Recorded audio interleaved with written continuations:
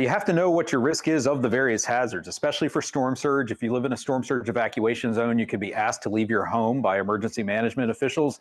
So, and if you're going to have to evacuate, you need to know now, where you're going to go, how you're going to get there, what you're taking with you, how you're going to get your friends and relatives and your neighbors ready to evacuate if you need to do so.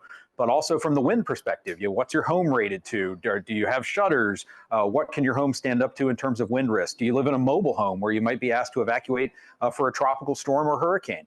Know what your risk is from inland flooding. Do you live in a flood prone area along a river, a creek, or stream where you've had to leave your home before? Again, you may have to evacuate in those types of situations. The strongest hurricanes that have hit the United States in the last 100 years were all tropical storms or less 3 days before landfall. So these are your high-end Category 4s, Category 5 storms like Laura, Michael, Harvey, Andrew, Ian, and these were all like almost short fuse, like hurricane emergencies. So these are storms that formed either in the Gulf of Mexico, the Caribbean, or near Florida, and then rapidly intensified and made landfall at or near peak intensity within just 3 or 4 days.